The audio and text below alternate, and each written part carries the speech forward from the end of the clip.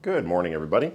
So I got kind of a different type of video for you this time. I'm going to be installing a mini split in my garage, and I have this on display here because some of the parts are starting to show up. I got my disconnect, and I got the wall mount bracket. My plan is to install this right over up there above my toolbox. You can see there's some planes on the wall up there. So like kind of right back up there. So this wall to my right is an exterior wall. So what I'm planning on doing is running the refrigerant lines out the side of the house up there. So might be asking yourself, why am I doing this? I did have a window unit in this window, as some of you may remember.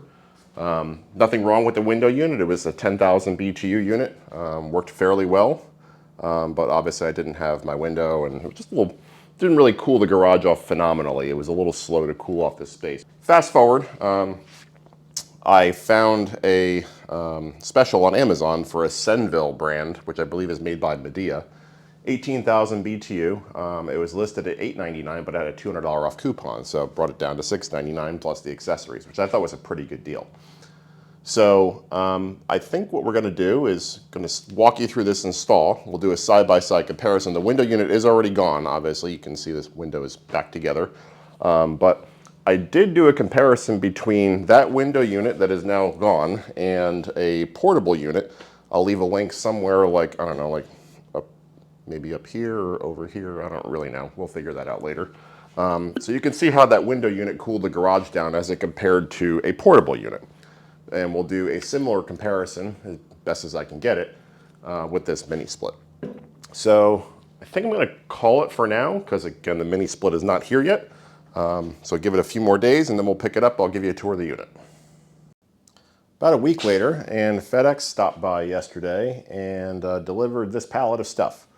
So right here we have our air handler, the unit that mounts inside.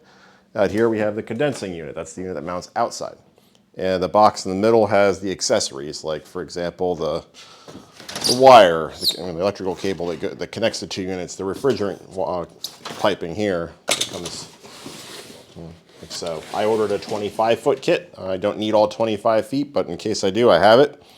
Comes with a drain line, a long drain line kit here as well, and some other tape and whatnot.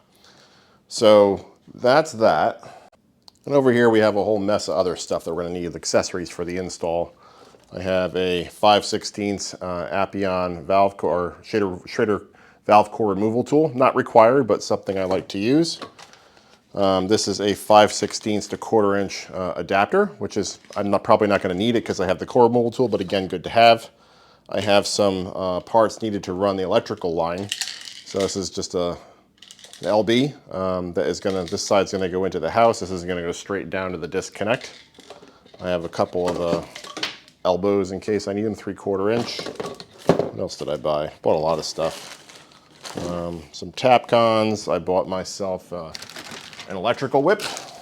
I'll leave links to all this stuff in the description. Most of this was bought online. Some stuff was bought locally. That's just a 6-foot electrical whip. We have our wall mounting kit right here.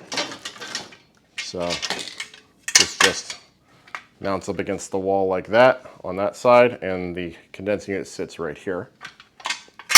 And I ended up getting a different electrical disconnect. I'll show you the one I bought, and I'll tell you why. So this is the one that I showed you in the beginning of the video, and I chose not to use it for very specific reasons. There's nothing wrong with this. You know, it's Square D. It's a good brand. But there are no side knockouts on this. And you might say, well, just put one in. Well, the thing is, when you take this screw off to wire the thing, this whole side cover comes off, exposing only the bottom and the back. So yeah, not going to work. So that was 18 bucks. I ended up buying this one locally. I think you can get it on Amazon too. And notice this one has side knockouts here on both sides. So this will be a little bit easier to work with. It's a little bit bigger too, so there's more room for the wire. Let's see, what else did I get of interest? Bought a breaker. So this AC unit requires a double pole 20. So I have a GE panel, so bought a GE breaker. I think it's a GE breaker. Yeah, it is. Again, 20 amp breaker, but just for future growth potential, I decided to buy number 10 wire. So this is technically good for 30 amps. You could get by with number 12 wire, but again, in case I decide to ever install a 2-ton unit here, which might require a bigger breaker, I now have the correct wiring to do so. I don't need to do any upgrades. Last but not least, aside from these accessories here, I have a line set hiding kit. So there's some, I guess some PVC or plastic pipe, almost looks like a gutter, right? A gutter that snaps together that can encase the line set, protect it from the elements and whatnot. So that's it. That's a lot of words. I think the next step is for me to stop blabbering and clear out this area here so we can mount the bracket up somewhere like up here for the indoor air handler. That will tell us where the air handler is going to be and where the hole we need to drill in this wall over here needs to be height-wise. So I'll do that off camera. I won't bore you with clearing all this stuff out. Okay, I got the area cleaned up and cleared out. And I used this little magnetic stud finder to locate the studs in this wall and just marked a vertical line here and here. So I think the next step is to take the air handler out of the box and grab the bracket off the back so we know where it's going to fit on the wall. This is very much not an unboxing video, so I'll spare you the bulk of the details here.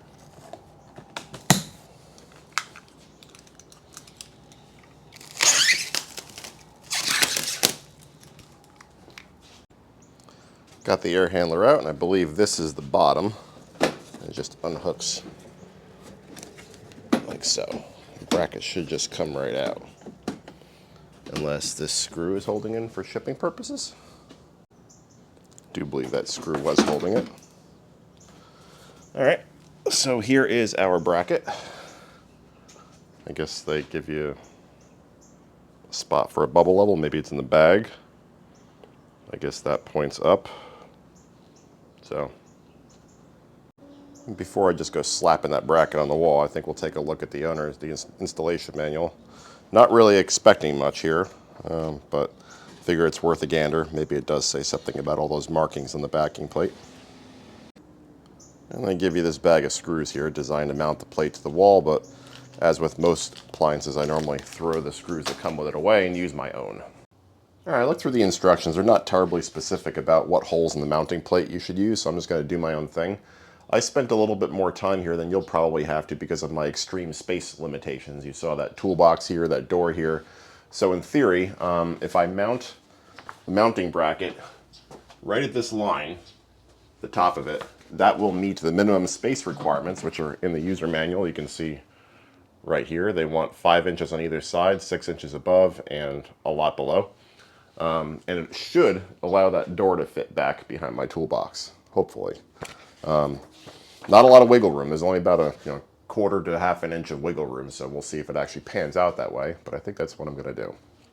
And again, I think I mentioned I'm not going to use the fasteners that came with this thing. I'm going to use these couple 2.5-inch deck screws to anchor it to this stud, and then I'll use some, what do they call those things? The drywall anchors, the snap screws. So let me get this thing up there with one screw, and then we'll level it out and we'll put some more screws in it.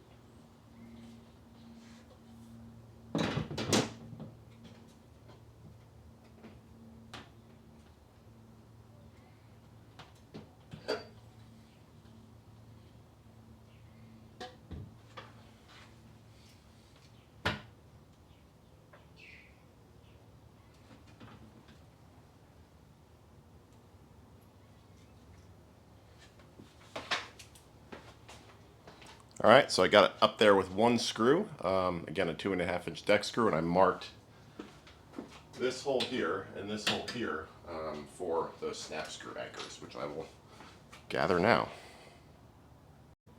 These are the ones I'm talking about, by the way. You can pick these up at a hardware store. I'll try and find some, leave a link in the description. I love these things.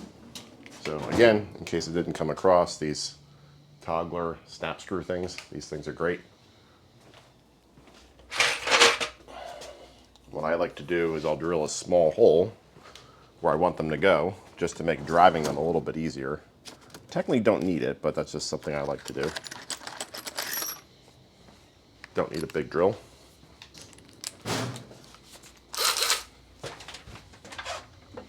Or really even a drill at all, I'm using a screwdriver.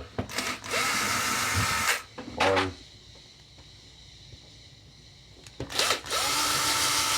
2, and I think we'll put another one maybe right up here just for good measure.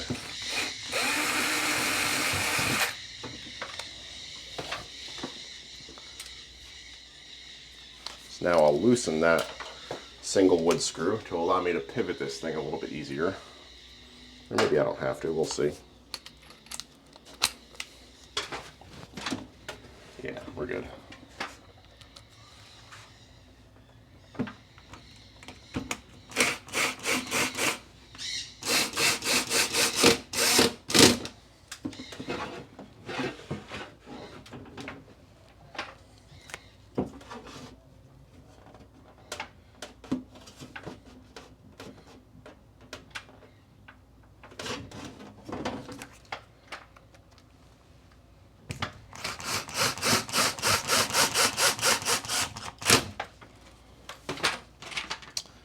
Two more.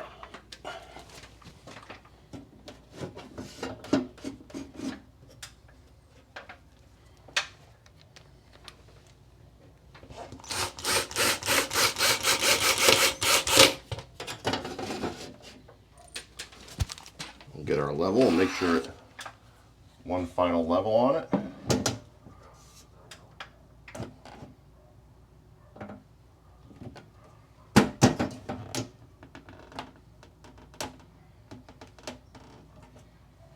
Looks perfect.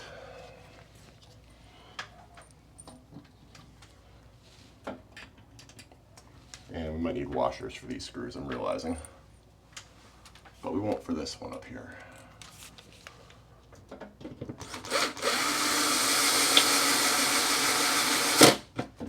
Okay, got a couple of washers.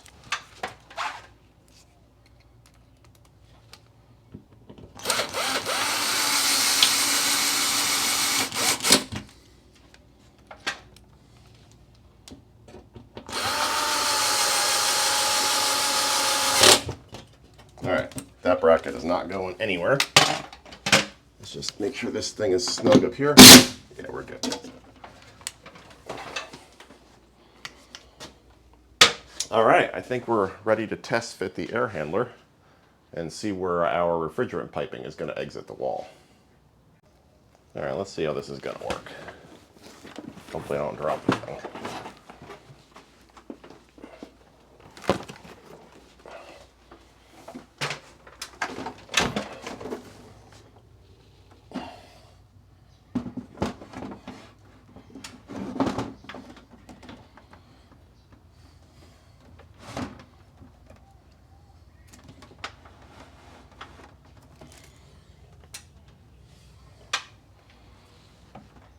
So something like that, I think. And again, we're going to be doing a left exit out that way. Got the unit back off the wall. This is the left side, and this is the refrigerant piping here. So by default, it's set up for a left side exit, which is exactly what we want. You can do different exits. You can go straight out the back of the unit, so you can bend this pipe here all the way up 90 degrees and go straight out the back. You can also bend it 180 degrees and go out the right. So there's a lot of different options for where we're exiting the pipe, which is kind of cool. But we need to take off this knockout right here to allow the piping to exit off the left side. So I'll just cut right here with a pair of side cutters. It's already dimpled plastic, so.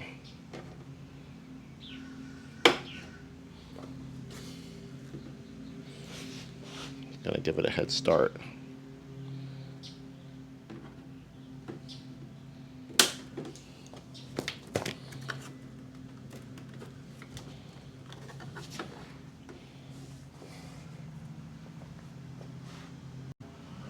Work on this a little bit, pair of needle nose.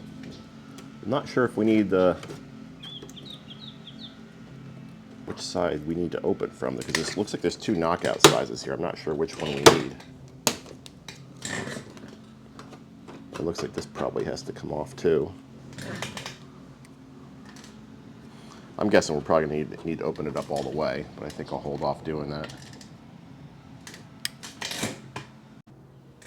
Just look at the diameter of this piping. I think we're going to want to take out this entire knockout, because you can see how big the diameter is of the pipe. This actually pops right out pretty easily. I just kind of finagled it and it came out. Looks like there's a drain thing here, like an auxiliary drain. I think it comes with a block-off kit for that, I believe. So I don't think we're going to need that. So I'm just going to remove the rest of this knockout here. Alrighty, so I got the rest of that knockout peeled away. I can't for the life of me find the plug for this secondary drain, because there's one on that side. I'm assuming you can move this pipe back and forth, but I don't see a cap for it. So not entirely sure what I'm supposed to do about that. Might have to call Senville. Oh, you guys can't even see that piece right there. If we don't cap that off, condensate's going to come out of there rather than through the pipe. I'll try and rig something up with that drain later, but in the meantime, let's get this thing back on the wall and see where we have to drill a hole in the side of the house for the refrigerant lines to exit. So to give the lines adequate slope, again, you need the slope for water to drain. I think what I'm going to do is I'm going to draw a level line, the bottom of the unit right here, across to the wall over here. Maybe not level, but yeah, it's level. Pretty much dead on. So this will be a guide for where we need to drill out. So probably somewhere about here.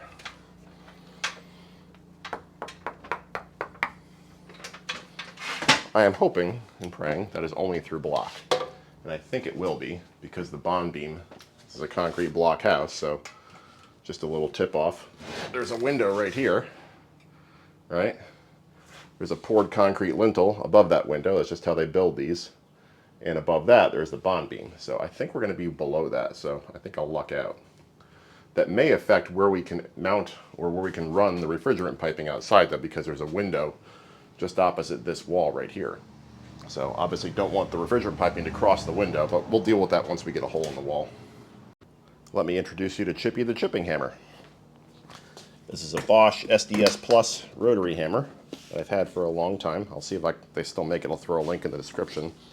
I bought a set of Chinese hole saw bits designed for all sorts of materials off Amazon for about 30 bucks. So we'll throw this in Chippy and we'll see if I can drill that hole. I don't think any mere mortal, like cordless drill is probably going to cut it here. This is going to be a bit intense for it. So I would not advise using a battery power drill for this job. I rethunk things a little bit, and rather than starting with that big hunkin' 2.5-inch hole saw, I think what I'm going to do is I'm going to start with a much longer and skinnier bit that I can use as a pilot bit. So something like this bad boy, right? That should go through the inside block and the outside and serve as a guide for that other bit. Because if I just drill from this side out, just keep going and going, I'm going to have a blowout on the outside. It's going to blow out the block. So what I can do is I can start the hole inside here, go all the way through the house with minimal blowout, and then on the opposite side from the outside I can drill in with the hole saw to hopefully eliminate blowout. And plus, it'll give me an idea of where the refrigerant lines are going to come out, so I don't have to guess, and can always change course if I need to. Let's give this a shot and see how it works. I am going to drill at a slight downward angle, again, just so water has a prayer of exiting here.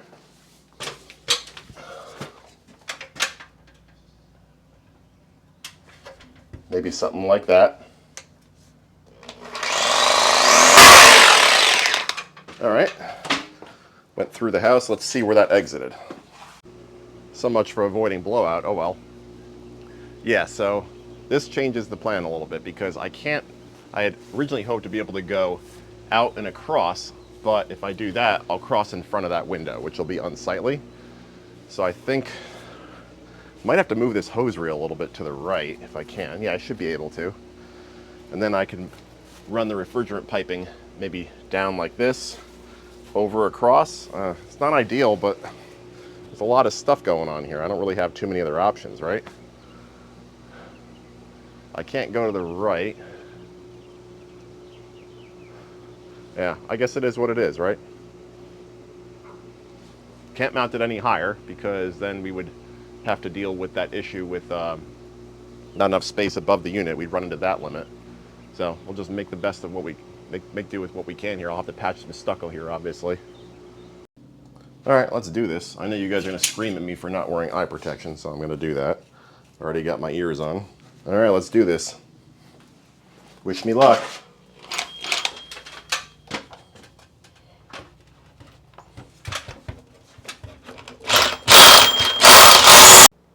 All right, about an hour later, sorry in advance this is shaky, I'm freehanding it, got through the house. I did run into a piece of rebar that took quite a bit of time to get through. And I'm really honestly surprised with how well this drill bit did for 30 bucks. Cheap knockoff. The only thing I will say about it is the screw that holds the bit in stripped out probably in the first couple inches of the hole. So I just grabbed another screw right here from my box of tricks, tightened it up real good, never had any problems since. So the bit held up pretty well, I think, for 30 bucks. A lot cheaper than, you know, say a name brand. And like you'll see, it drilled through a lot. This is a pretty thick house. So you kind of see daylight there. So it's probably about a foot of solid concrete. Crazy. I'm impressed. And here's a view from the outside. Maybe that's a little bit better. Pretty serious hole. There's probably a joke there somewhere. I'm going to take a minute and clean up the 2-inch or so high pile of concrete and steel dust down here. And then I think we'll get to mounting the air handler on the bracket and run some piping out the wall. Next step is to install this sleeve here from the outside in. So the refrigerant piping and everything will go through this. And this acts kind of like a grommet. What I am going to do while I'm doing that is put a little bit of stucco patch on that blowout. And that should help this seal quite nicely. I'll do that off camera just because it's well, it's a little awkward out there and the sun's blaring, so you guys probably won't be able to see anyway. All right, there's the final exit wound. So I got that sleeve in the hole, I got stucco behind it. I'm just gonna wait for that stucco to dry a little bit and maybe we can caulk and paint it. All right, it's time to start making our connections. I believe the next step is to pop off this front panel so we can make the electrical connections.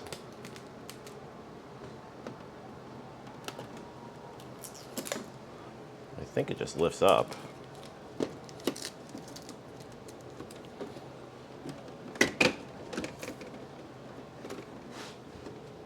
I think.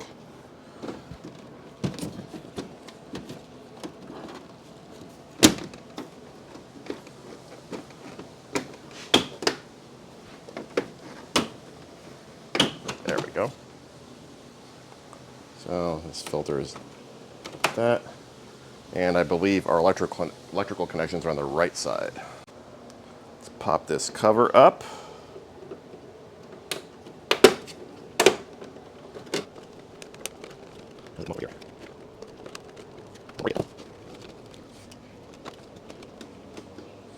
There we go. Okay, so we have a little wiring diagram here. So they want the red on the left, black in the middle, white under number 3, and yellow ground to, I guess, the ground terminal. So they have it 1, 2, 3, nice and labeled. Pretty easy. So I'm going to grab the electrical cable. It looks like they want, oh, I guess slip these ends under there. It's kind of an odd way to do that. But first I think we need to loosen this cable clamp here so we can snake the cable through.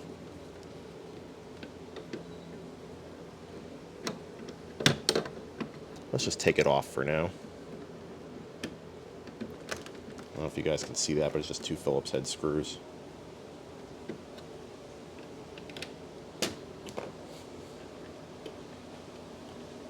And I guess we have to run it from the left all the way over here. So I'm just going to snake this cable down here. I think that's the right way. Let's pull it in like that. Let me see if there's like a dedicated passageway for it. Yeah, it does kind of look like it. Looks like there's a hole with a grommet. Without a grommet, that's kind of weird, but okay. Maybe we're supposed to install one? Let me flip this back. Flip this on its top here. So this looks like it might come out somehow.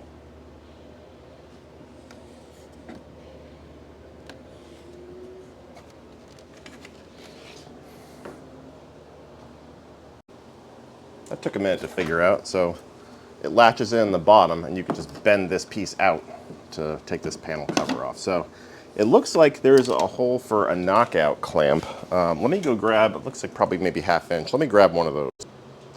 There we go, just one of these bad boys here to secure the cable. We don't want it running through that grommet because it may chafe over time. Not a lot of room to work with in here, but I'm gonna try my best. If this doesn't work out, it's not the end of the world because the cable is gonna be secure from the other side. I just want some kind of protection against abrasion because this thing is gonna vibrate a little bit, and over a period of years, that vibration can wear into that cable and cause a short, or maybe even worse. So it's always good to use these things. They do make plastic ones, but probably easier to work with in this instance, but I don't have any in stock, so I'm just using what I got. So let me fight with this a bit and I'll show you what the finished product looks like. Something like that. I'm just gonna feed the wires to the control panel and then tighten down this clamp.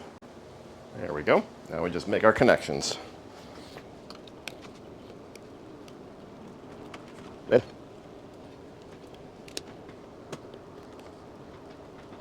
Black. White. And then green all the way over to the right. This is our ground, most likely. All right, there's your finished product.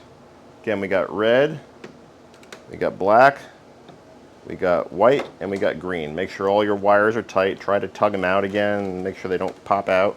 You don't want any loose connections. And then put this cable clamp back in to secure the cable. And then we'll reinstall this cover.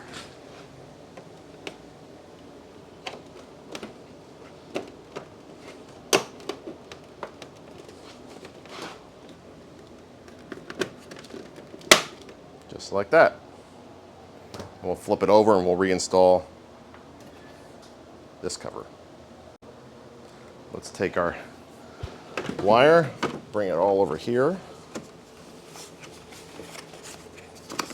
so. Then we'll pop this cover back in, like so. Next, we're going to connect our drain line. Okay, maybe it's the other end. Yeah, it fits a little bit better. Slide that on. And then we'll tape that up with some electrical tape just to make sure it doesn't leak, doesn't come apart. I'm going to cut this zip tie right here that's holding on this insulation so I can pull this back a little bit, and then we'll just re-zip tie it.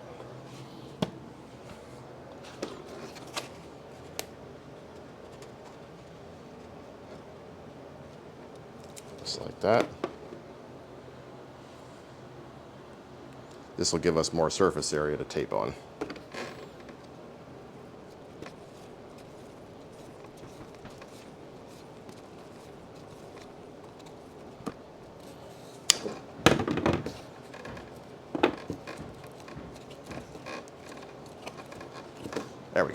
nice and tight. All right, next step is to put this thing on the wall and feed these out, but we have our refrigerant connections to make here. I'm not going to do that just yet because I want to get the condenser in place, because I want to limit the amount of time that the line set, both in the evaporator here and this line set, is open to the atmosphere. This one already is, but it's got plugs. I just want to limit the amount of time that we could potentially introduce moisture and contaminants into the system. So next I'm going to run this refrigerant piping out that hole, and then figure out where we're going to mount the condensing unit. And it's important, as you uncoil this refrigerant piping, you don't pull it out like a spring. You want to uncoil it by gently stepping on one end and then unrolling it like this. This prevents the pipe from kinking, just like so. All right, I'm going to run outside and feed the lines through that pipe. You let me know when I've fed enough through. Just yell or something.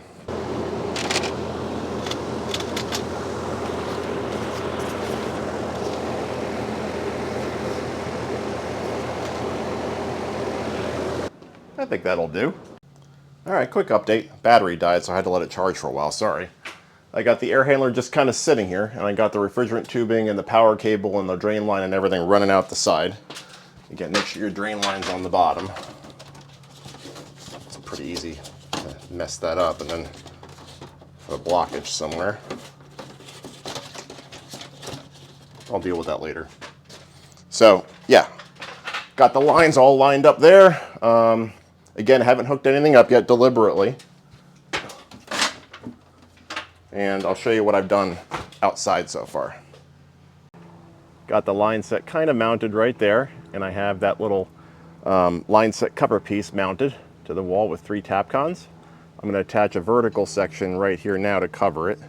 And obviously this is running long right now. I'll cut this back and flare it before we hook up the condenser.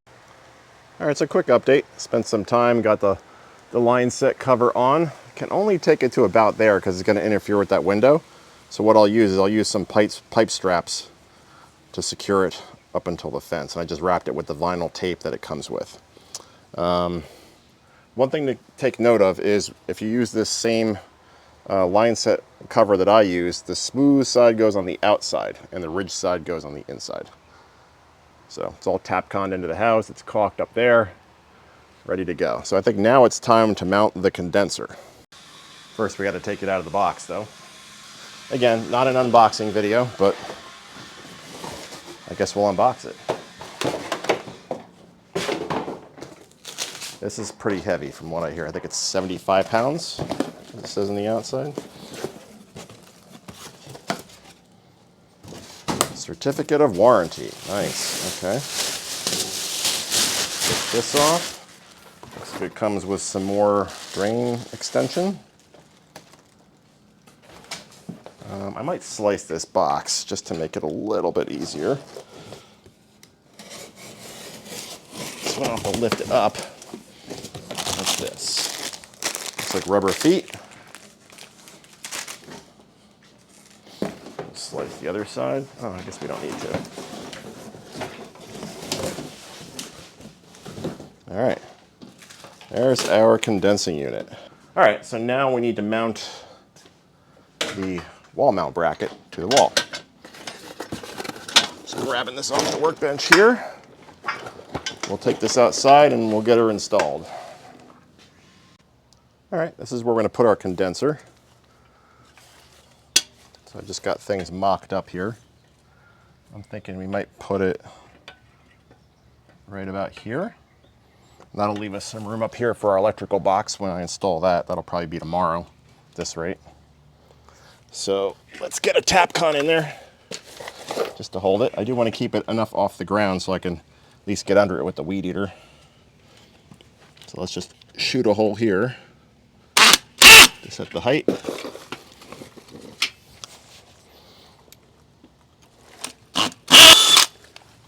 Beautiful. Of course, now I hit the cell of a block. I wasn't really that lucky with drilling through the house, was I?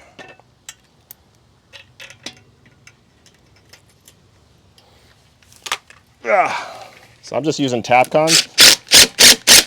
They give you some other stuff with the kit. I'm just going to stick with this.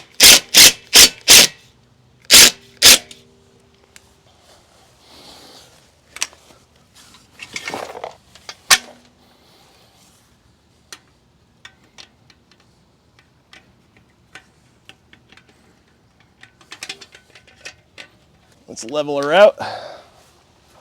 Not using the level that comes with it, obviously. Don't trust it. I think that looks pretty good.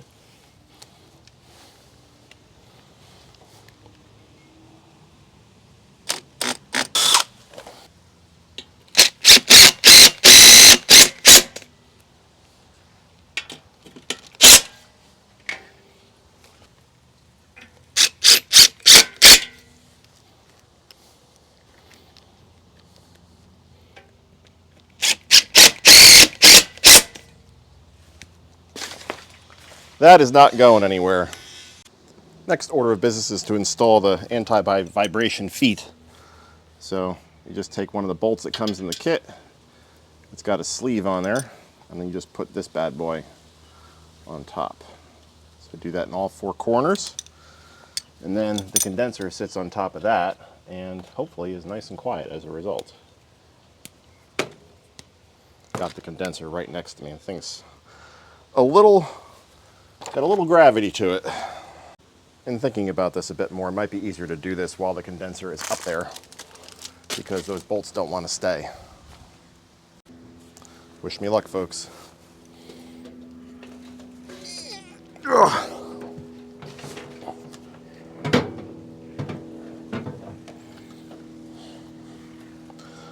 Something like that.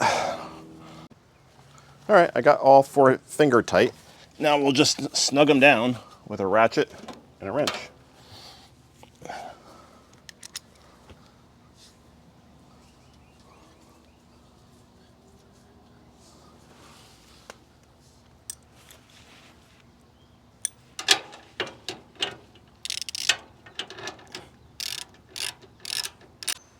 There we go. So our condenser is secure. Wall mount is secure. We do have to connect the power and the refrigeration lines. Debating whether or not I want to hook up the line set now. I think I do. What time is it? Yeah, it's 3:15. It's not too sunny over here. Let me clean up a little bit and then we'll get started on that. Almost forgot. We need to level it front to back. And there's a little adjusting feet that you screw in as part of the setup process. So mine shows that I need to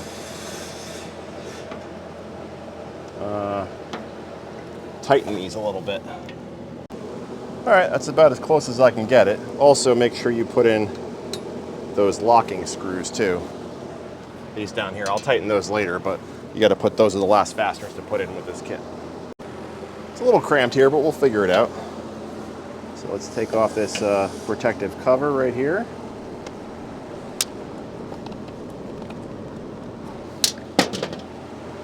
This is where our refrigerant connections are made. So we'll need to figure out where to cut this pipe.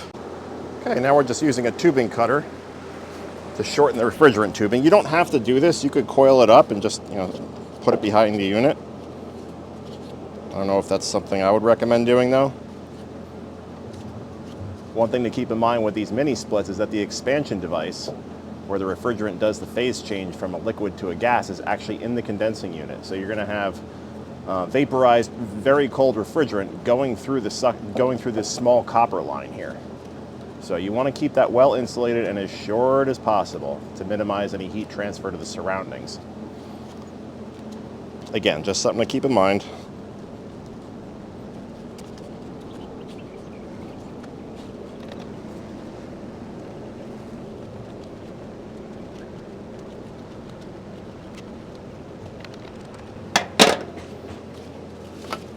All right, now we have much shorter refrigerant piping, much easier to work with.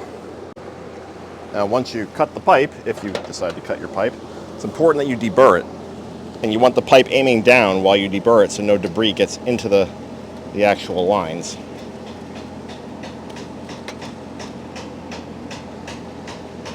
If you don't do this, your flare is going to be messed up.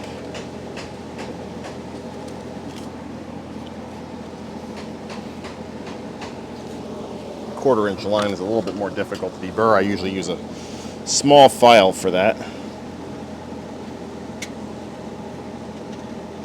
at least until a deburring tool can get in there.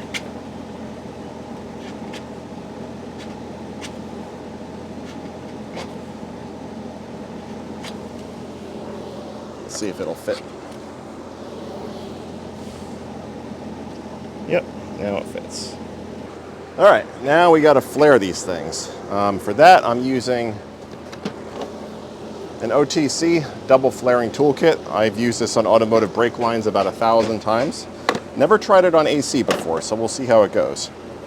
Now, the manual lists the stick out beyond the flare form. I think it's on page 31. So just make sure you pay attention to this table up here and make sure the amount of stick out is correct. And another little tip, throw some Nylog blue, this stuff here, when you're flaring, and also before you make your connections at the condensing unit. So without further ado, let's start with the 1/4 inch line. I did leave myself some extra pipe just in case I mess this up. Been a little while since I've done this.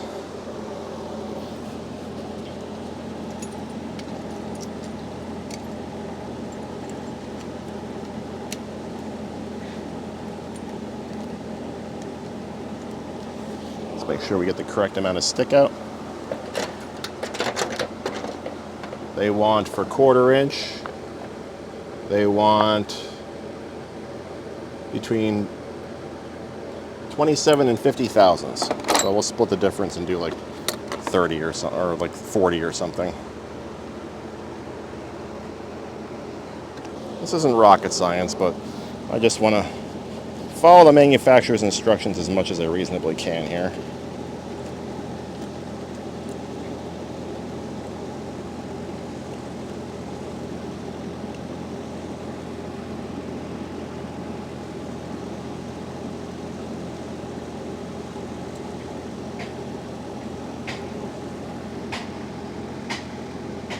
That's pretty darn good.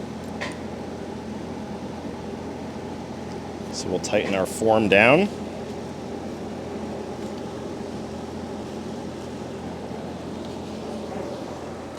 And I'll blow these lines out before I hook anything up, just to make sure we don't have any crud in the lines that'll clog something.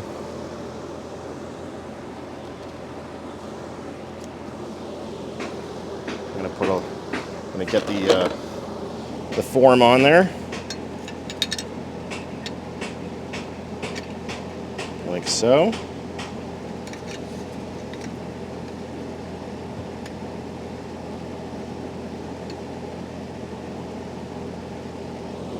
And now I'm going to put my Nylog on.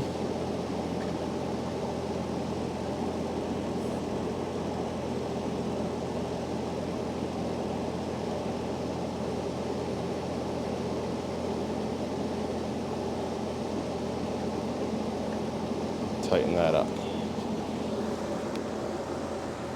Now, if this doesn't work, let's say I can't produce a working flare, what I can always do is take the factory flares from that piece of pipe I cut off.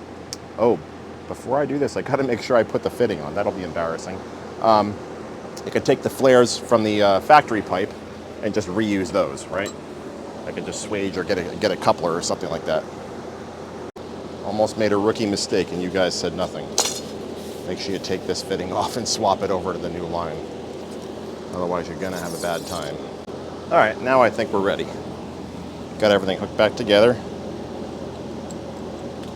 Now we just tighten.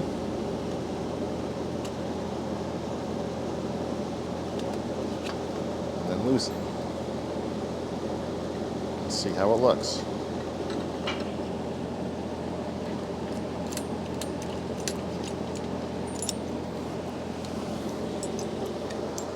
Let's compare it to the factory flare. See how beautiful it is.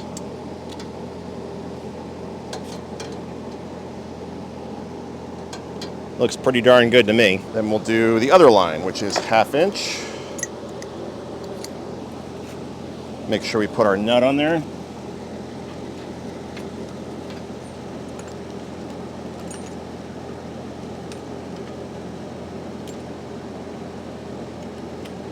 Let's see what the correct amount of stick out on this one is. So for a 1/2 inch, they want 40 to 70 thousandths, so we'll do 60.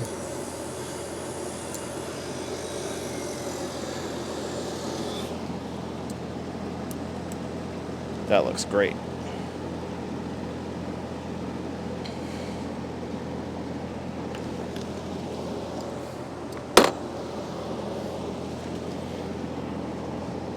I don't think I've ever flared a line this big before.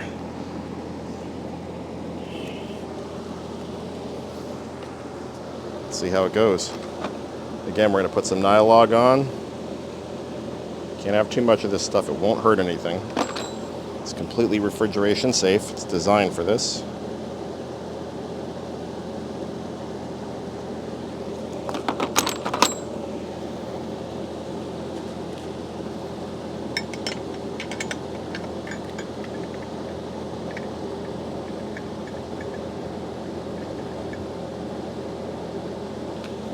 Same deal.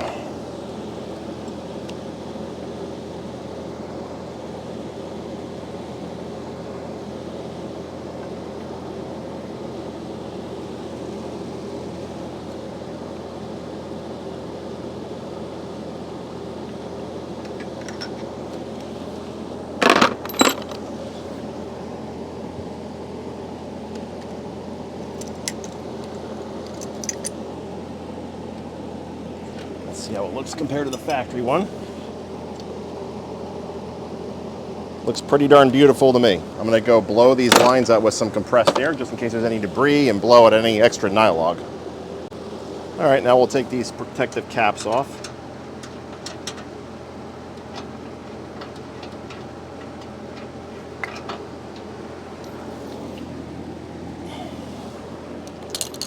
And we'll see if we can fit our lines to these.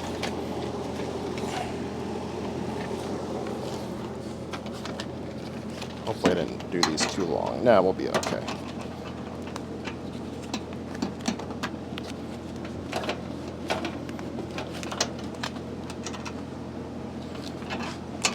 And again, a little bit of Nylog on these.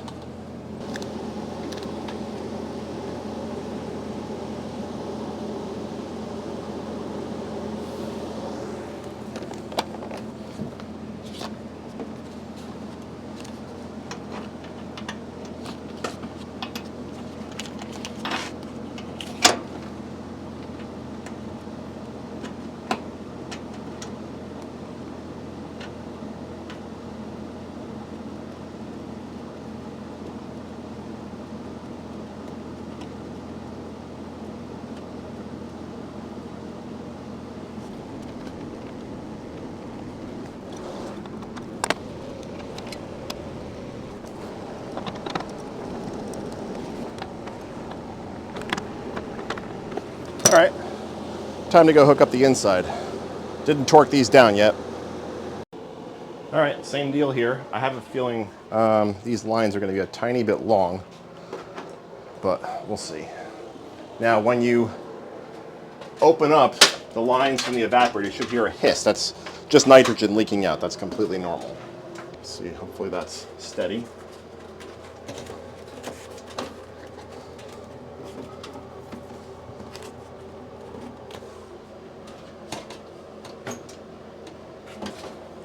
They do look a little long, just ever so slightly.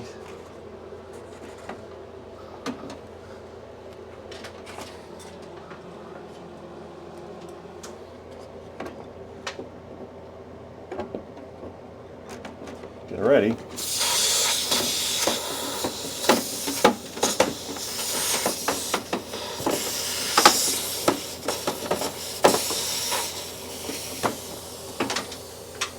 That's a great sign that the evaporator coil doesn't leak.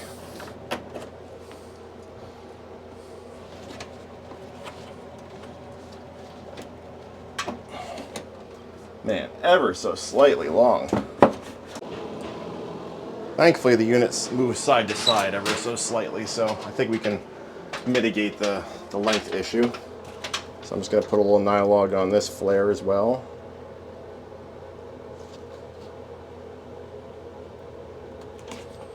And on the mating surface here.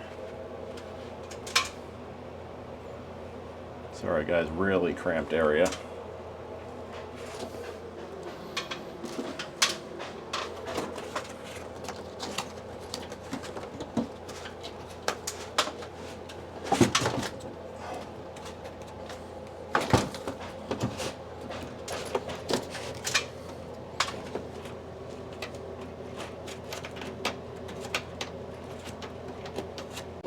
All right, I fought and fought and fought and got both of them connected, so we're okay. Now I just need to tighten them.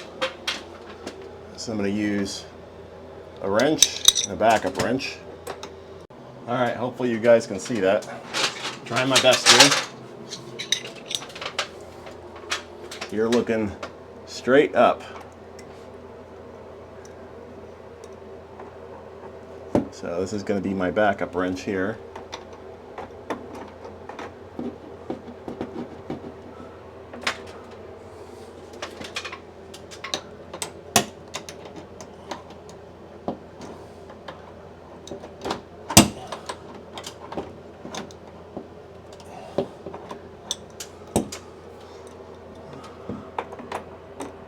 Super cramped quarters.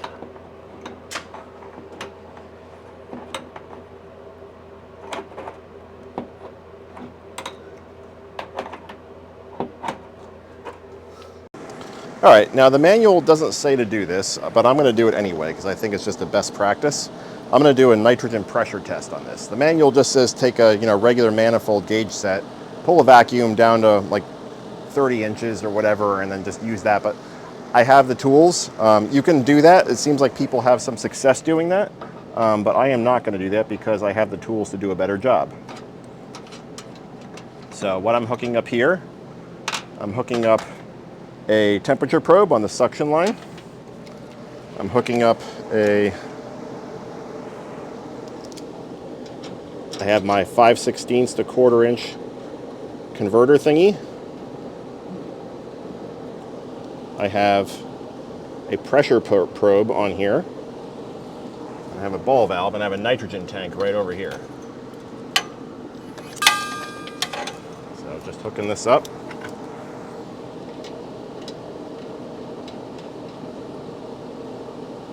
So that right there is the setup. I'm going to try to do what's called a pressure compensated leak test. Sorry, temperature compensated leak test. It's been a long day. We'll bring this up to say 200 psi. So just tighten this screw here.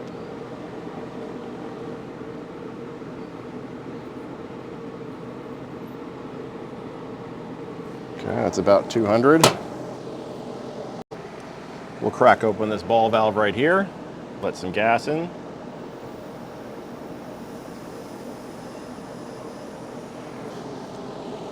And we're 208 psi. Close off this ball valve. We'll watch that for a minute.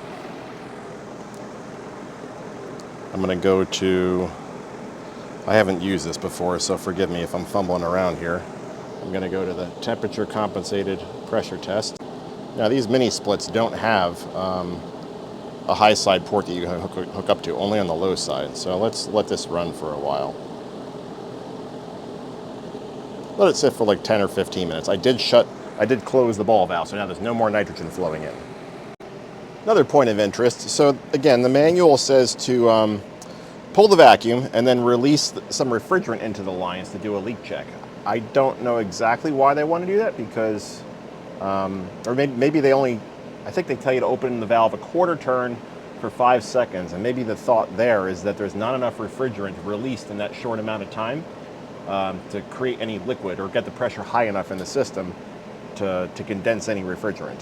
So maybe they're using refrigerant as a pressure test, I don't know, but nitrogen is better for this. So we started around 208 psi, we're holding it around 208, and it's been doing that for, let's see, how long? 300 seconds. So I think we're going to be good. While you're pressurized, you can also use this stuff too, or something like it. You can spray all your flares and make sure you don't see any bubbles.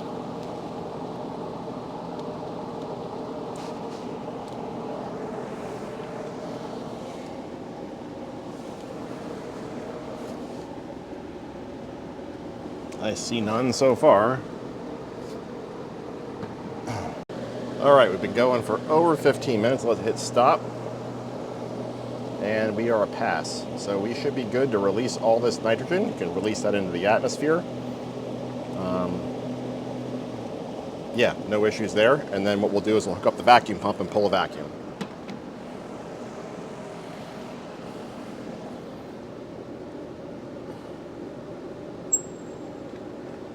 Let's close off our nitrogen regulator. We can unhook this bad boy down here. We'll just release the nitrogen in the hose. And then what I'll do is I'll hook this back up. Just release it all in one shot. Again, it's just nitrogen gas, not a big deal.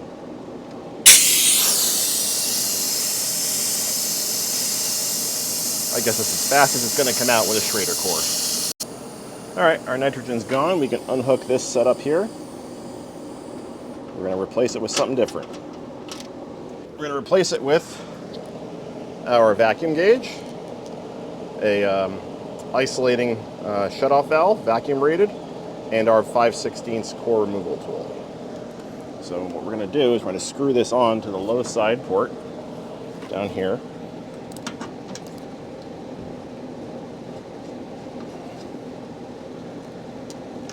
Like so. We are going to remove our Schrader core. Let me give you a better view.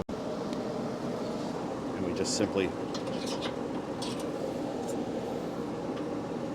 this piece in here, screw that in.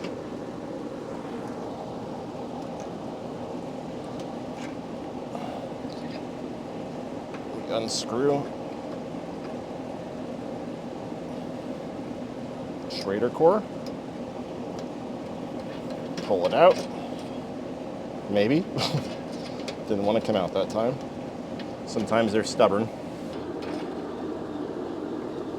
And it fell on the ground. Fantastic. Found it. Stick that on top of the unit. And now we will hook up our vacuum pump. So first things first, we got to hook up a vacuum hose.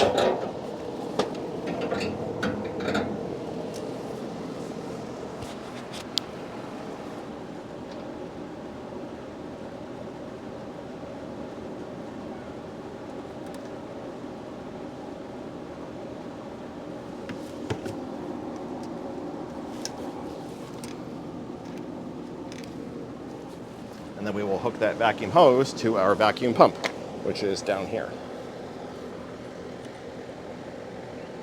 This is just a JB Eliminator. It's kind of a low-end pro model.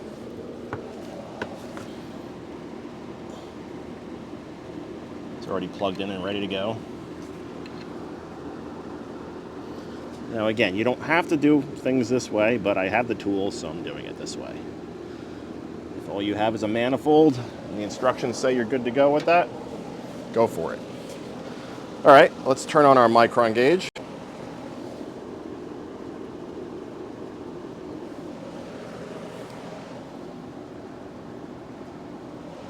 Okay, it's booting up.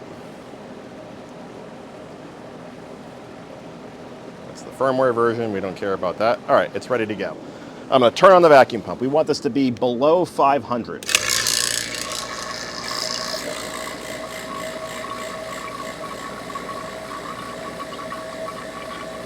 Might take a few minutes.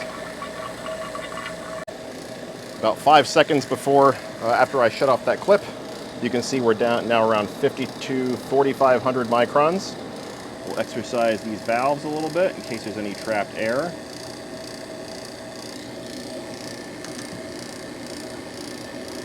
And I think I just ruined things here.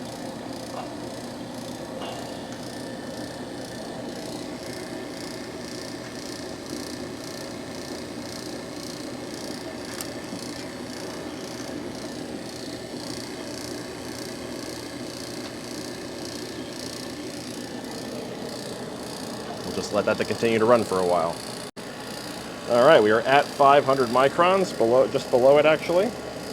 So I'm gonna let it go until it stops. Can't pull too good of a vacuum.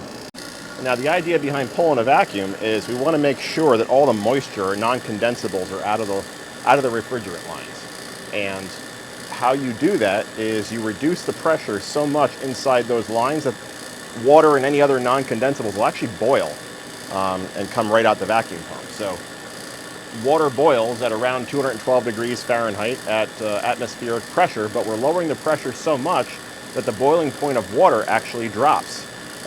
So water in these lines, if there is any, is actually boiling right now. And again, you could use the manifold for this, but for one, manifolds typically are not vacuum rated, and the resolution of that gauge doesn't go nearly as high as this. Unless you have like a microscope that can look at that needle and everything is super accurate on that gauge valve, you can't tell how good of a vacuum you have. That's why they have these vacuum gauges. 160 microns, wow, still going. Double digits, pretty darn impressive. Only been running for maybe 5 or 10 minutes. So what we're gonna do pretty soon is we're gonna valve off the vacuum pump. We're gonna shut the valve on this valve core. Oh, this thing just timed out. On this valve core removal tool to isolate the vacuum pump from the system. We will watch the vacuum gauge and see how much it goes up, if any. I mean, it may just stay that low. So that's another way to test for leaks, but the nitrogen pressure test is kind of the recommended way to do it. I did loosen these caps here. When you're done pulling a vacuum, you have to break the vacuum with refrigerant. You can't just take this stuff off because you'll let atmosphere into there. So we have to release the refrigerant, then we have to put the valve core back in, right? So we'll screw this back in, and then the refrigerant will be trapped in the system, we'll be ready to go. All right, I'm gonna close this shutoff valve here. We've now isolated, we're coming up a little bit, we've now isolated the vacuum pump from the rest of the system. So as long as this doesn't come up above 500 microns, we're good. All right, time to valve it off for real now. All right, let's keep an eye on this. It is 5:33. We'll wait 10 minutes and we'll see how high it comes. It's been about 4 minutes, so it's climbed to 100 and it seems to be holding rock solid right there. We're just about at the 10-minute mark, a couple seconds shy. Still hasn't moved, 130. So I think we're good. In fact, I know we're good. If there were any leaks, we'd see that on the micron gauge. I decided to run the vacuum pump a little bit more. Now we're still in the double digits with it valved off. Pretty darn impressive. Anyway, we're good. I'm splitting hairs at this point. Time to turn the vacuum pump off. There we go. And now we can release some refrigerant. Get us in positive pressure. So to do that, I'm going to valve off this vacuum gauge because it's not rated for refrigerant contact. Ignore what this gauge says. There's probably some leak or something in there. Now we're going to open the refrigerant line with this little ratcheting tool. We'll release the gas.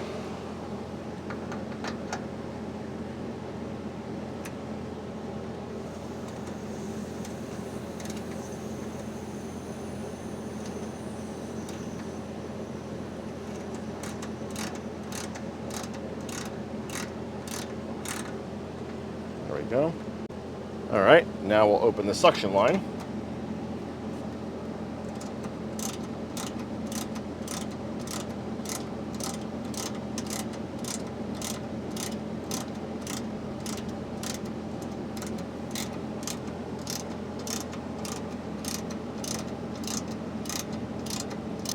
Okay, so the refrigerant has been released into the system. So now we got R410A running through the lines up into the evaporator. Now what we have to do is reinstall our Schrader core here so that all the gas doesn't blow out when we take off the Schrader core removal tool. So to do that, I'm going to remove the vacuum hose from the vacuum pump. I'm going to remove the vacuum hose from the core removal tool.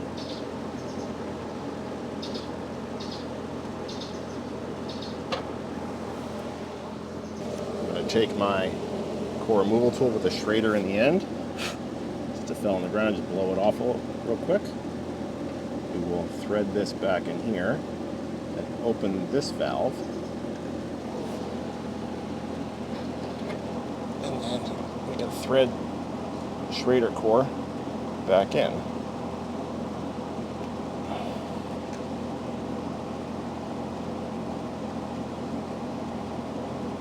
There we go.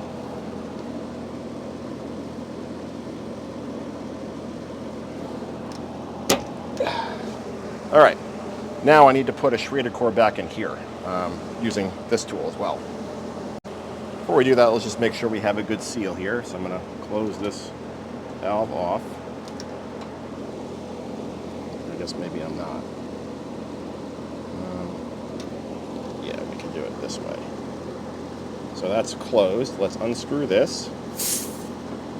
And we should have a little whiff of refrigerant come out when I open this valve.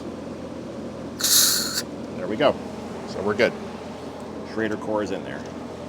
Now we need to, like I said, put the valve core back in here. So we'll unscrew our vacuum gauge. If I pop this valve right now, it would blow the whole charge out the system, which we don't want to do. I took this valve core out in the garage off camera. So we'll screw this back on like so. We will open this valve and thread our valve core back in.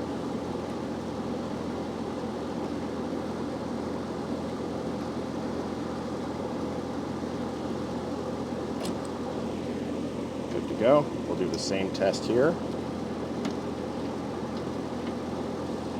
little whiff of refrigerant, not even. It's a little more time consuming this way with all these valve core removal tools, but you see how deep of a vacuum we're able to draw, right? So in the end, I think it's worth it. We'll unscrew this and we should be good to go.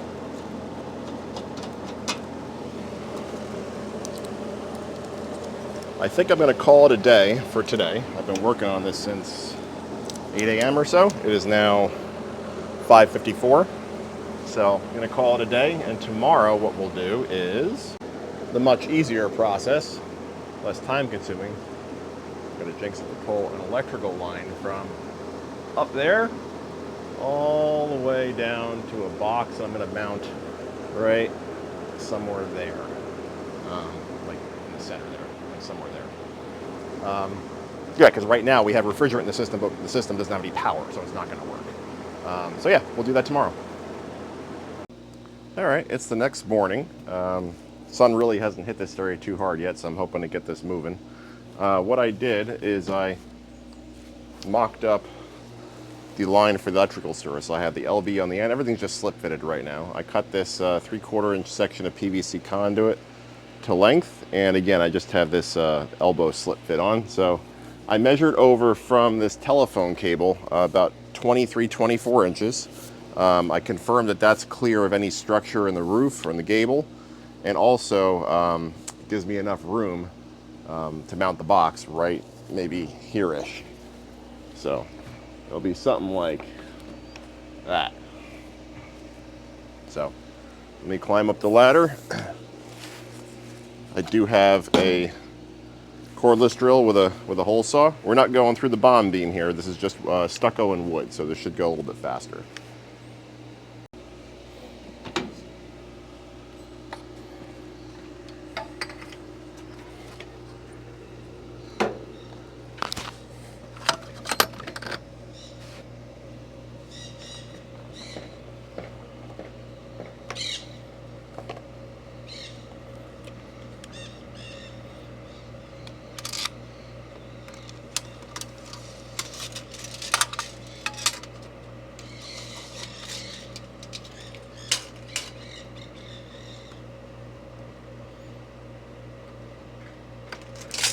Okay, got it.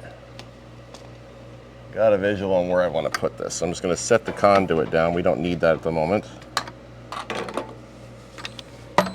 I'm going to drill right where my finger is.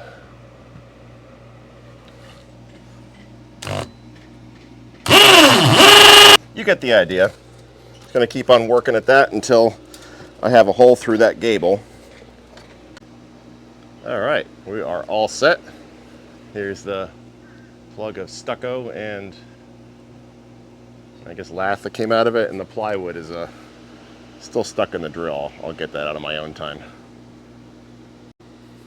All right, I drilled a small hole in the bottom of this LB just so I can shoot a screw in to anchor this to the wall. So what I'm going to do is I'm going to throw caulk all along here, around this screw hole, and up on the stucco up there. So I realize the lighting kind of sucks. Got everything boogered up with caulk. Got my tap gun just kind of sitting there. Just going to go mount this to the wall. All right, now I'm going to push my 10-2 wire. Again, this one only requires a 20 amp breaker, but I'm going to run number 10 wire, which is rated for 30 in case I ever need to upgrade in the future. So yeah, I will shove that into that hole that's in that LB at the top. I will run probably just about all 50 feet of this into the attic, and then I'll trim off what I don't need when I bring it down into the panel. Okay, I got that wire all pulled up there. I got one strap holding the conduit in. Down here I just left a bunch of wires sticking out. I didn't want to put the elbow on, or the 90 on, until the wire was all the way through the conduit. It's just a little bit easier to do that way. So now I'm going to slip this 90 on the conduit, on the wire and then onto the conduit. I think it's time to mount our disconnect. Let's get this thing out of the box. Got the disconnect out of the box, just pull this cover off. I'm going to come in through this knockout over here. So I'm going to knock out both of these pieces with a screwdriver and a pair of pliers. And a hammer. Starting to get some sun over here. So I got those knockouts punched out. So this will go in here something like this. About like that. So about there. Okay.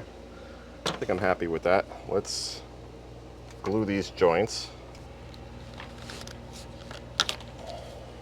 Just going to put a little bit on the male end of the pipe.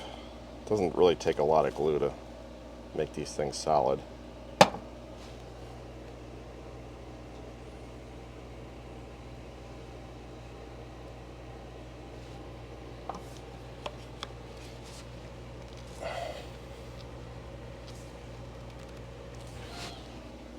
There we go. Same thing with this threaded fitting.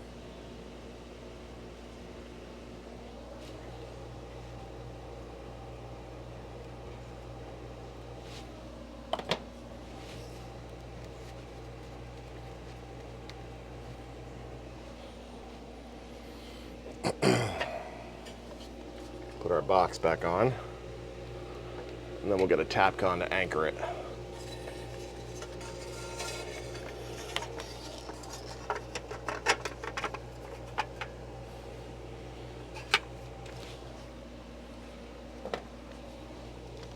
How's that look? Looks good to me.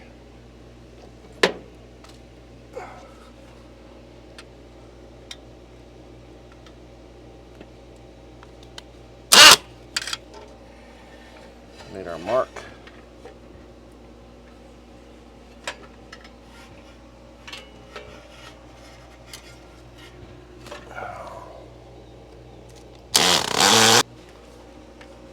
Hole drilled. Let's get our first tap con in. Get our impact dryer.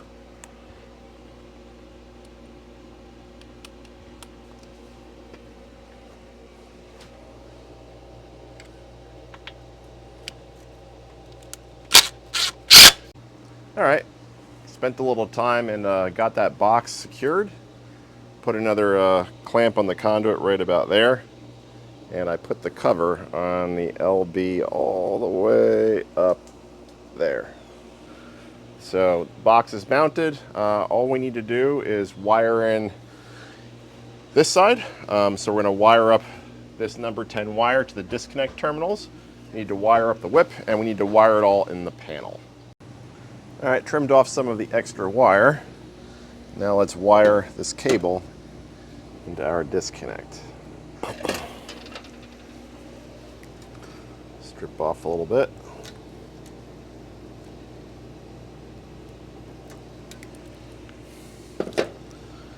And it looks like these go in the center two terminals. That's the line side. Load side's on the outer two terminals.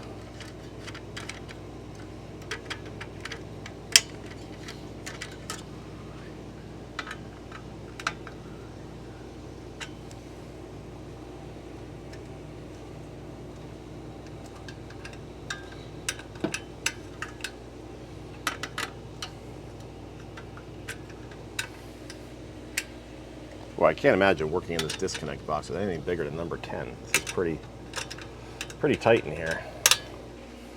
Beautiful. Now let's see, what else do we have to do? We have to hook up this signal wire, which comes from the air handler. We have to hook up our electrical whip. Let's do the whip next. Comes with 6 feet. Definitely don't need all of that, but here's what it is. You can always trim it down. The way this stuff works is pretty simple. You just put these fittings on the end and you screw them on.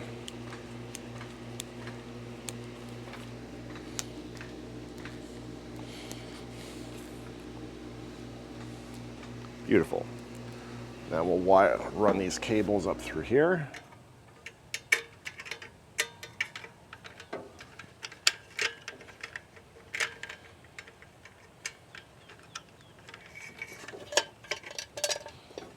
And we'll secure the whip.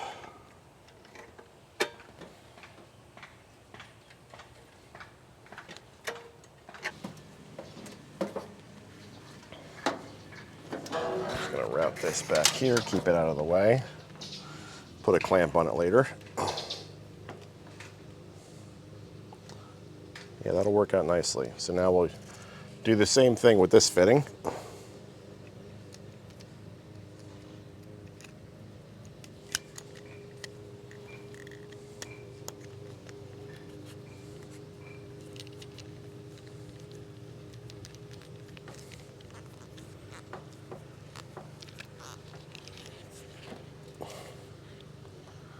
We got to take this electrical cover off here.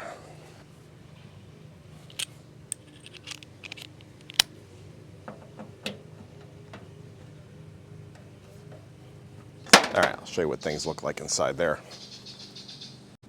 Got my whip fastened like so, and then we'll just hook up red and black to L1, L2, and green to ground. I ended up installing these little wire terminations because the bare wire just doesn't really fit that well underneath the screw terminals for whatever reason. It's just not, doesn't really feel like it's designed for bare wire. So we'll use these.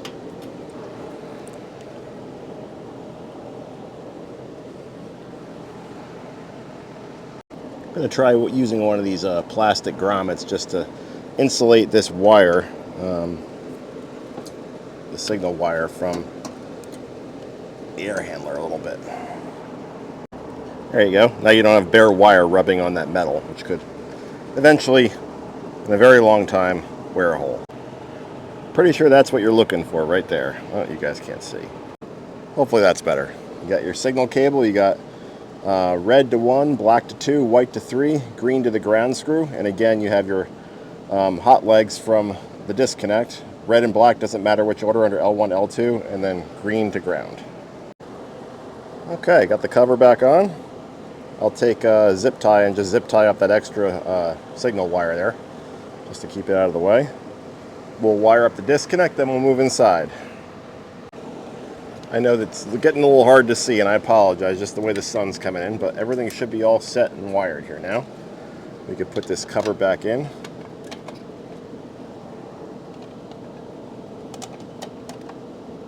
And our disconnect should be good to go. All right, time to wire up the circuit for this thing. This is probably the last step. This is a GE PowerMark Gold panel. It's a 100 amp sub panel that I installed off of my main panel. Your panel will be slightly different, or likely slightly different, but they all pretty much work the same way.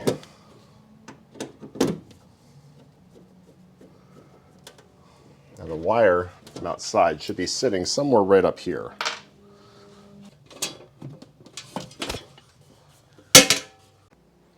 It was here all along, just coiled up in the back, so I'm just fishing it out. Now I'll need to find a knockout bushing. Let me go dig up one of those. There's a 1/2 inch knockout, right? Let's see. Yeah, let's shoot for this one right here, just because these are those 3/4 ones, and sometimes, actually no, let's try it. What do we got to lose, right? Gonna go after a 1/2 inch knockout right here.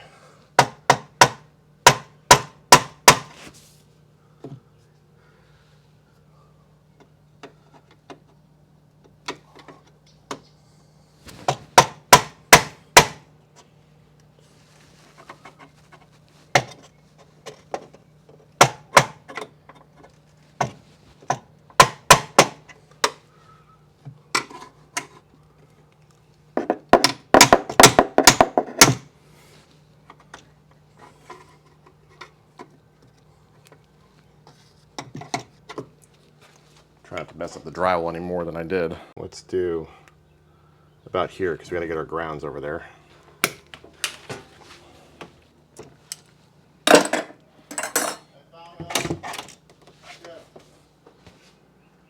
Got it all clamped in. Let's cut the sheath off. Again, try to stay in the center of the cable if you can. Again, light pressure. I think I left myself a bit too much wire, but better too much than too little. And we'll get a pair of side cutters and just cut off that extra orange/red sheath.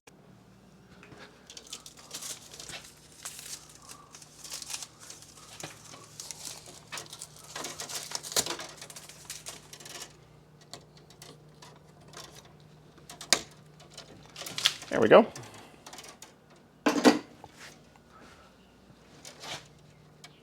So we're going to snake our ground. Gutter over here.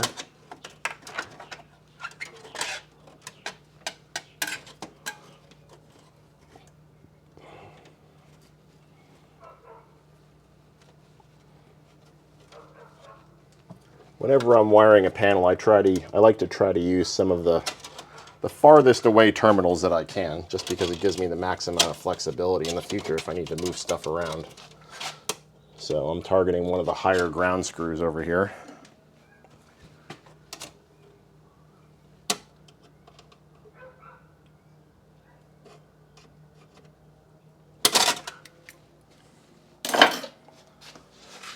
Let me kill power to this panel just to make it a little bit easier on myself. Now I don't have to worry about touching something by accident and ending the world.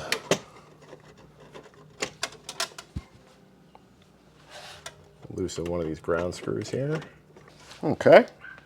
Now, since this is a 240 volt circuit, we don't have a neutral. We just have two hots. Your white is a hot here. So I'm going to go ahead and loosen the lugs on this breaker.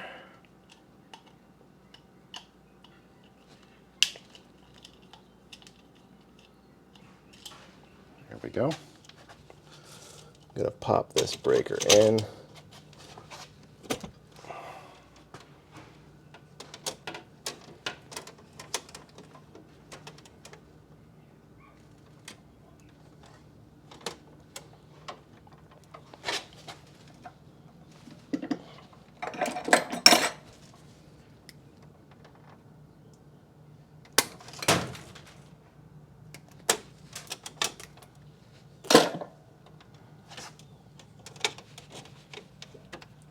And then slip the wire under the screw.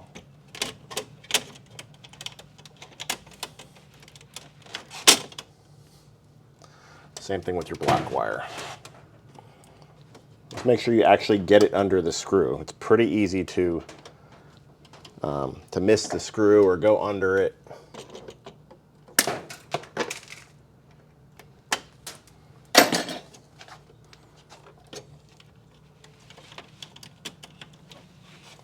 Now we'll tighten the screws.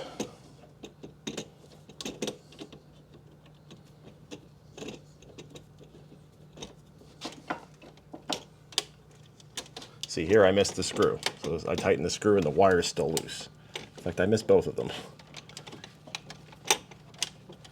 That's why you always give it a tug before you sign off on it and say that you got it.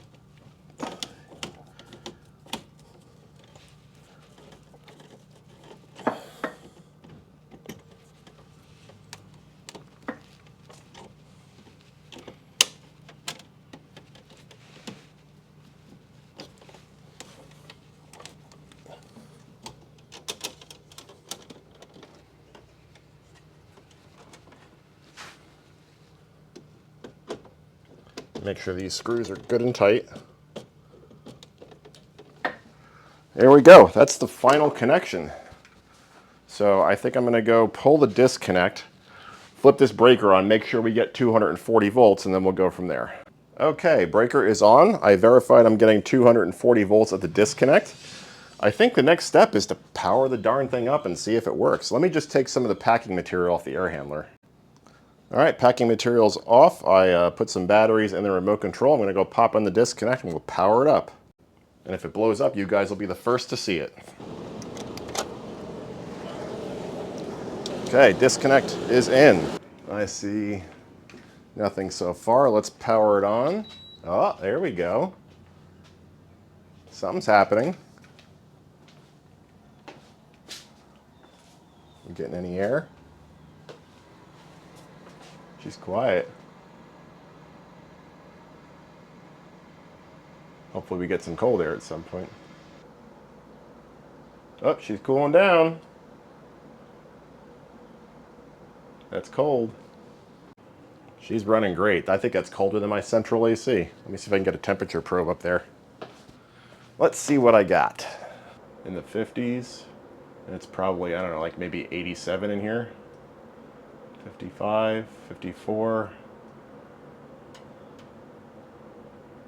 53, 52. This might go into the 40s. Wow, that's impressive. I figure right around 50 degrees. And again, the garage is wide open, so I'm impressed. All right, it's been almost a week since I installed this thing. It does a really great job. It's super quiet. It's running right now, albeit on a low speed, and you guys probably can't hear it. It's very, very, very subtle, wall of air. Doesn't make a lot of noise at all. Again, like I said, it's on low speed. You can put it up to turbo mode. It'll get a bit louder, and then it'll start cooling more rapidly. You might be able to hear the fan now. I mean, my garage is probably almost 500 square feet, and it'll cool this whole place down. Probably in maybe 10, 15 minutes, I would say, maybe a little bit less. Keep in mind, I have an insulated 2-car garage door, so that may play into it. But yeah, it's been great so far. Love it. Haven't gotten the first electric bill, but I'm expecting an improvement over the window unit that was here. So I think the only remaining piece to do, I did insulate the penetration in the wall off camera back in the corner. I put the garage back in. It comes with some molding clay that you can use. You can also use, you could use spray foam or something. I may do that on the outside. But yeah, I think the only thing left to do is install the Wi-Fi. So it came with this little USB Wi-Fi dongle thingy inside. According to the FCC ID, it looks like an ESP32 Pico microcontroller. Kind of interesting because I have some experience with these. And I believe all you have to do is pop open the front cover of the machine, and this just slides right in. So let's see if we can knock that out real quick. I think that'll probably be a wrap on this video. If there's some interest, let me know. I can do a follow-up after a little bit more time has passed. I guess it's probably best to kill power to the unit, right? Let's do that. I'm going to shut the breaker off. Okay, unit's dead.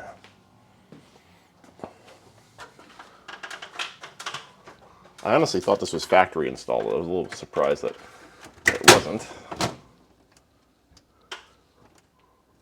So where does it go? The installation instructions aren't terribly clear. So there are the filters. So where does it go? Does it go under here? Oh yeah, it might be on the cover itself. Let's take a closer peek and see if there's a USB port hidden. Oh yeah, right here. Probably goes right in this groove.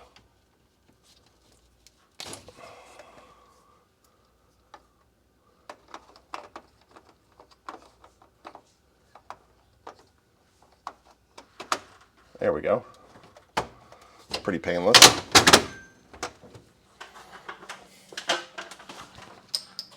And I think this allows you to control it with Alexa. Here's a copy of the installation instructions. Again, there's not a whole lot of clarity there.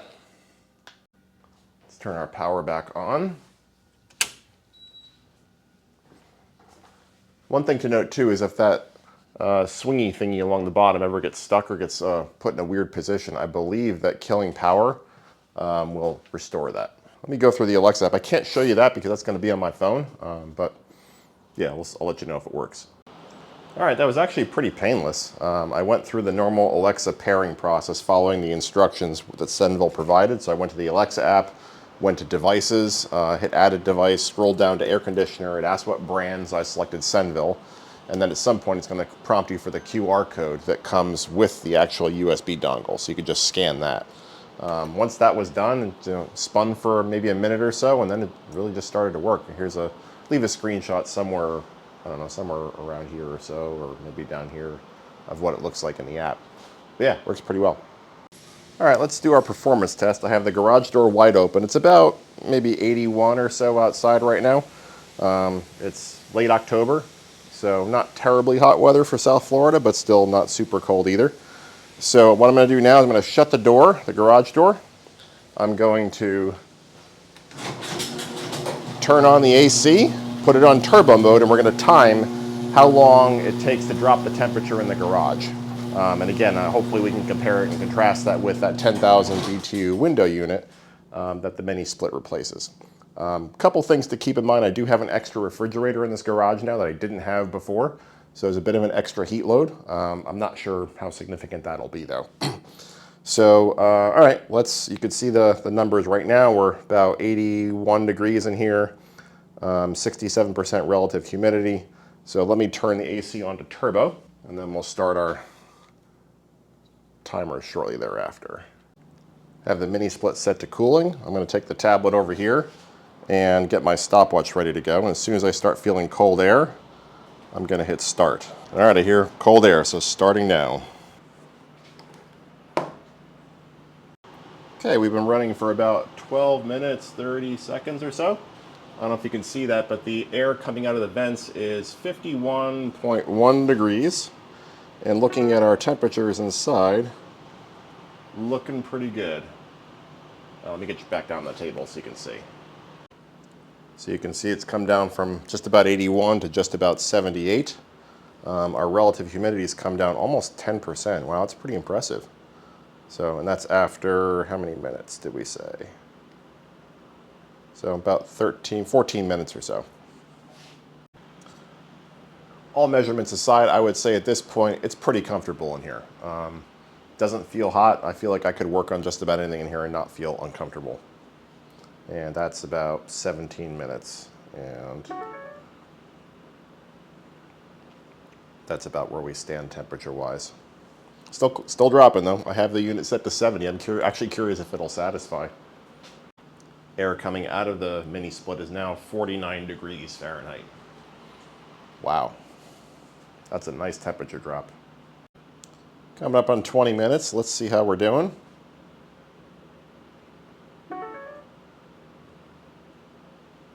So 76.5, 53% relative humidity. Yeah, I mean, at this point, I think I could probably call it. And we got, let's see, 49.3 degree air coming out of the mini split. I don't know how much colder I would want it than this. Just as a point of comparison, in case you want to go back to my other video that compares the mini split to the portable AC, again, there'll be a link in the description. So just to summarize the measurements here, we've dropped about 5 degrees temperature in about 20 minutes, maybe a little bit more than 20 minutes. And we've dropped, I think, what we start at, 67% relative humidity? So yeah, that's pretty darn impressive. Actually, I stand corrected. I took the temperature probe in my hand like this and just started waving it around. That's the actual sensing piece. Just started waving it around, and look what the temperature dropped to. Dropped a couple degrees just waving it around in the air, walking around the garage. And that's it. 23 minutes.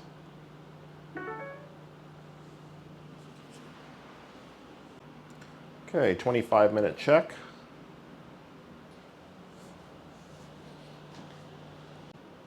Things seem to be tapering off a little bit. So we're in the low to mid 73s. Not dropping nearly as fast as it did before. Air coming out of the vents is 47.3 degrees. So still a pretty great TD, temperature drop. Not sure if this unit at 18,000 BTUs is enough to satisfy though, but maybe that's not that important. I mean, it's cool in here. Okay, 36 minutes. The 72s. Things do seem to be slowing way down though, like I said. This might be the best we're gonna do with an uninsulated garage, other than, I mean, the garage door's insulated, but there's nothing in the ceiling, nothing in the walls. Again, I have 2 refrigerators in here, and could be some leakage around the garage door seal too. So this might be the best we're gonna get. I think I'm gonna call it. All right, I think I'm running out of things to talk about, so if anybody has any questions or is interested in a follow-up video, just say something in the comments. Happy to do another video maybe a couple months from now to see how things are going. But so far I'm very happy. It's a nice unit. It was pretty easy to install, just a lot of labor. And it does a great job of cooling this 500 square foot garage in South Florida. Anyway, thanks for watching. Take care. Please subscribe, everybody.